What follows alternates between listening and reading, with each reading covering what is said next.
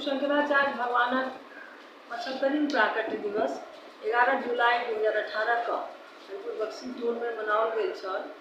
ओहिमे हम सब केओ मिलकर जगतगुरु के प्रार्थना केलिए जे एक संदेश उनका हमर सबके प्राप्त हो, जे हम सब ओहि कार्यक्रम में उस संदेश के सबको सुना सकी। ओहि संदेश में जगतगुरु ये बड़ी भावना प्रकट कई थी जे एक भव्य मनसा देवी मंदिर निर्माण होबाक चाहिए। कारण सती माई और विशाला स्थान है, बहुत जागृत और सिद्ध स्थल है। इतना जो मंदिर बनल हरिद्वार की अनुभूति में पहले प्रसिद्धि पाओ। ये जे गुरुदेवक संकेत छलन ओकरा हम सब संकल्प रूप में लेलहुँ और वही दिन संकल्प हृदय में भेल जे गुरुदेव जखन 80 वर्षक होता, उनकर 80 वर्ष पूर्ण होते ताकि पूर्ण ई मंदिर बनाकर हम सब गुरुदेव के उनक 80 वर्ष जन्म दिवस पर ही उपहार स्वरूप देवे। इस संकल्प के पूरा करने में हम सबको लग गए। जखन हम सब निर्णय लेलहुँ जे मंदिर भगवती मनसा देवी मंदिर निर्माण हुए, तो सर्वप्रथम हम सब जगतगुरु शंकराचार्य महाराज सोनामधन प्रोफेसर सुरेश मिश्र जी के केंद्रीय प्रेरक निरीक्षक मार्गदर्शक बनौने छथिन संस्था के। उनका आग्रह के लिए अहाँ के करकमल से भूमि पूजन हुआ। तो 12 दिसंबर 2019 को अला और भगवती मनसा देवी मंदिर निर्माण हेतु भूमि पूजन कैल। दिसंबर मास में भूमि पूजन भेल। तकर बाद 2020 में हम सब जने छी जे कोरोना महामारी से हम सब पीड़ित भ गेलहुँ और कार्य ओहि कारण शिथिल भेलै। लेकिन शिथिल भेलै त्या रुकलै कखनो नहीं। हम सब प्रयासरत रहलहुँ, ट्रस्ट के निर्माण केलहुँ, ट्रस्ट के रजिस्ट्रेशन करेलहुँ 15 जून 2020 का और 24 अगस्त 2020 का Kalwahi state bank of India में हम सब ट्रस्ट का खाता खोलवलहुँ और वही दिन से अर्थ संग्रह में हम सब लग गए ये मंदिर निर्माण होत और 2020 पूरा हम सब तैयारी में रहलहुँ। 24 फरवरी 2021 श्रीमद जगतगुरु शंकराचार्य भगवान के निज सचिव परम श्रद्धेय स्वामी श्री निर्विकल्पानंद सरस्वती जी महाराज के करकमल से शिलान्यास भेल और वही शिलान्यासक बाद कार्य एको दिन नहीं रुकल, अबाधित मंदिर निर्माण चलित रहल और निश्चित रूप से एक चमत्कार है जाहि मंदिर शिलान्यास 24 फरवरी 2021 को हुआ और 24 मई 2023 को अगर प्राण प्रतिष्ठा हो जाए, ये जे एक अलौकिक ऐतिहासिक कार्य भेले जकर हम सब प्रत्यक्षदर्शी छी।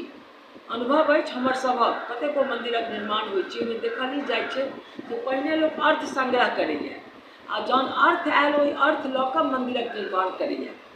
एहिमे उल्टा प्रक्रिया रहलै, मंदिर बनैत रहि गेलै, अर्थ पाछू से एलै। तो ई बातक द्योतक छै जे बहुत पैघ महापुरुषक नाम एहि मंदिर से जुड़ल रहनि आ दोसर जे एहन सत संकल्प रहे और लोग के एतेक निष्ठा रहे और एक ट्रस्ट पर एतेक बेसी विश्वास रहे जे क्यों एहिमे आगू बढ़ से एक मिनट नहीं हिचकिचेला। सब तरह सहयोग भेटैत रहलै, काज चलैत रहलै और भगवती के अनुकंपा से आई हम सब देख पाबि रहल छै जे मंदिर के पूर्ण निर्माण भ चुकल छै और भगवती के आप दर्शन कऽ कऽ सब हुनक कृपा पाबि रहल अछि, सब आह्लादित भ रहल अछि। लेकिन मंदिर निर्माण में ये एक विषय हमेशा हमर सबके मस्तिष्क में रहल जे मिथिला के पावन भूमि में हरिपुर बक्सी टोल में जगतगुरु शंकराचार्य के प्राकट्य स्थल छै ई स्थान। लेकिन वो गोवर्धन मठ पूरी उड़ीसा में शंकराचार्य छथिन, तो उड़ीसा के संस्कृति और मिथिला के संस्कृति के जोड़ल जाए ताहि लेल उड़ीसा के कारीगर और ओतहि के कलाकार सबके बजा कर मंदिर निर्माण कल गए। 3टा बहुत महत्वपूर्ण उल्लेखनीय नाम है श्री लक्ष्मीधर साहू, श्री अविनाश महाराणा और श्री विजय महापात्र और एक नाम है श्री बसंत साहू ये गर्भगृह के द्वारक निर्माण कैलन। इनके सबके ये सोच छलन, इनके सबक वो डिजाइन छलन और वस्तुतः एतेक भक्ति भाव से वो सब जगतगुरु शंकराचार्य के महत्व बुझे छथिन। कारण उड़ीसा से आयल छला तैं जाहि श्रद्धा भक्ति से सब मंदिर निर्माण कैलन। आई प्रत्यक्ष अनुभव भ रहल अछि हमरा संस्थापक सचिव के रूप में जतेक सोचने रहिए ताहि सब बहुत बेसी बढ़िया ई मंदिरक निर्माण भेलै। बहुत भव्य, बहुत ऐतिहासिक अलौकिक मंदिर छै।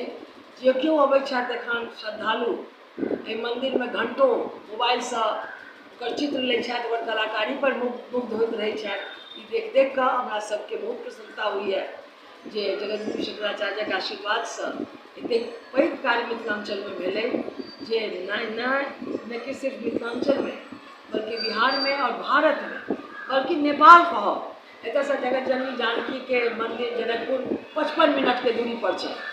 ओतयसँ लोक आबि रहल छथि, सब दर्शन पाबि रहल छथि। ई मंदिरक जे डिजाइन छै से भुवनेश्वरमे जे लिंगराज मंदिर अछि तकर अनुकृति छै। अहाँके जगन्नाथ मंदिरके झलक सेहो भेटत एहि मंदिरमे। एकर गुम्बद जहन अहाँ देखबै 3टा गुम्बद छै आ तीनों गुम्बद कतहु ने कतहु अहाँके भगवान जगन्नाथ मंदिरके स्मरण सेहो दिअत।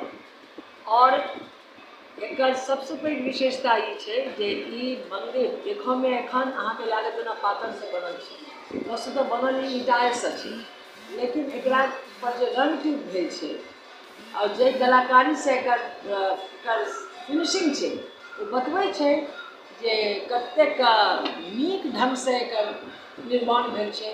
55 फीट एकर पहिल गुम्बदके ऊँचाइ छै, दोसर 35 फीट छै, तकर बाद तेसर जे छै ओ लगभग 25 फीटके छै नीचाँसँ।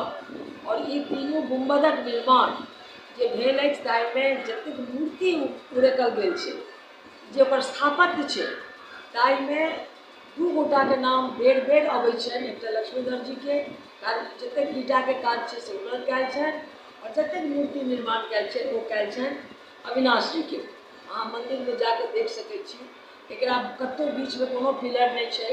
समस्त लोड जे छै मन्दिरके ऊपरे पिलर लेने छै, ताहिसँ एकटा विशाल सभागृह बनल छै गर्भगृहके आगूमे।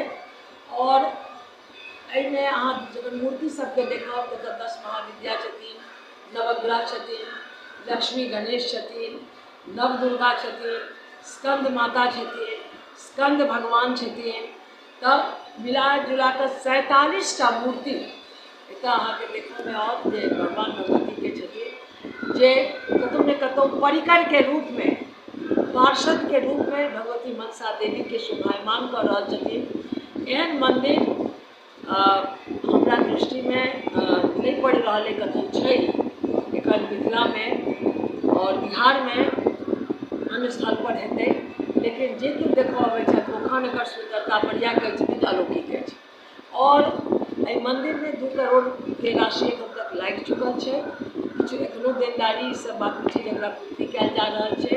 लेकिन आब ई जे मन्दिर बनि गेलै एकर संचालनमे और एकर विकासमे और एकरा संगे जतेक बातके योजना छै, एहिमे गुरुकुल बनाए, एहिमे संग्रहालय बनाए, एहिमे गुरुदेवके स्मृतिसँ जुड़ल बहुत विषय सब आबए, इत्यादि इत्यादि जे योजना छै ताहिमे बहुत खर्चा छै। अहाँ सब देख पाबि रहल छियै एकटा विशाल सरोवर छै। कोनो सरोवर मन्दिरके तीर्थ बनबै छै, ई तीर्थ स्थल छै। सरोवरक सौन्दर्यीकरण विकासके आवश्यकता छै। ताहि संगे अनेको एहन योजना छै जकरा पर हमर सबके चिंतन मंथन चलि रहल अइ। और विश्वास है जे भगवती हमरा सबके अर्थसँ पुष्ट करती और हम सब समस्त कार्यक्रमके मूर्त रूप देबामे